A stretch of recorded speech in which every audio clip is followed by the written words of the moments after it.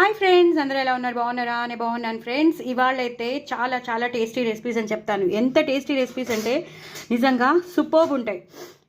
ఇవాళ చిలకడ దుంపలు అలాగే ఆలు. ఫస్ట్ అయితే నెయ్యి వేసుకుంటాను. చిలకడ దుంపలు ఆలు కలిపి చేసిన ఫ్రై అద్దరిపోయింది. చాలా చాలా టేస్టీగా ఉంటుంది. పిల్లలైతే చాలా ఎంజాయ్ చేస్తారు. చాలా డిఫరెంట్గా చేసుకునే ఫ్రై ఇది. సూపర్బ్ ఉంటుంది. ఇలా అన్నంలో వేడివేడి అన్నంలో ఇలా కలుపుకుని నెయ్యి వేసుకుని ఇలా అద్దుకుని తింటుంటే ఎంత బాగుంటుందో.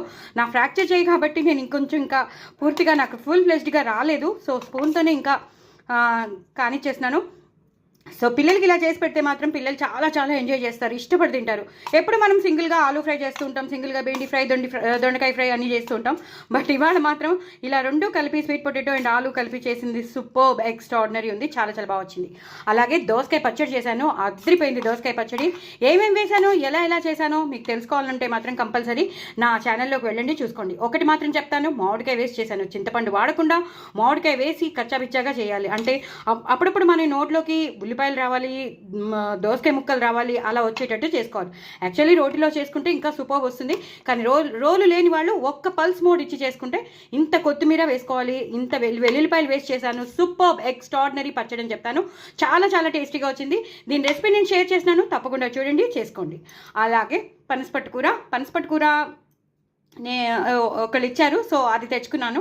సో అది చాలా ఇష్టం కదా, నెక్స్ట్ డే ఇంకా బాగుంటుంది, ఊరిపోతుందని. సో అది తెచ్చుకున్నాను అనమాట. సో ఇదనమాట రెసిపీస్. చాలా చాలా ఇది ఇంకా అల్టిమేట్ ఉంటుంది ఈ ఫ్రై. ఈ దోసకాయ పచ్చడి మాత్రం సూపర్ ఎక్స్ట్రాడినరీ. పనసపట్టు కూర కూడా చాలా చాలా బాగుంటుందని నాకు ఇచ్చారు, సో నేను తెచ్చుకున్నాను. సో ఇది కూడా ఇలా తినేయాలన్నమాట. చాలా చాలా బాగుంటుంది. వేడివేడి అన్నంలో నెయ్యి వేసుకుని తింటే సూపర్బ్ ఉంటుంది. జీడిపప్పులు ఉంటాయి, అన్నీ ఉంటాయి ఇందులో. చాలా బాగా చేస్తారు. ఇది సాంప్రదాయమైన ట్రెడిషనల్ రెసిపీ, చాలా బాగుంటుంది. సో ఇంకెందుకు ఆలస్యం, తప్పకుండా ఈ రెండింటి రెసిపీ నేను మీకు షేర్ చేస్తాను. తప్పకుండా చూడండి, చేసుకోండి. పిల్లలు అయితే సూపర్బ్గా ఎంజాయ్ చేస్తారు. అంతకన్నా నేను చెప్పలేను. తప్పకుండా చూడండి, ఎంజాయ్ చేయండి. నా ఛానల్ మాత్రం సబ్స్క్రైబ్ చేసుకోవడం అసలు మర్చిపోదు. బాయ్ అండి.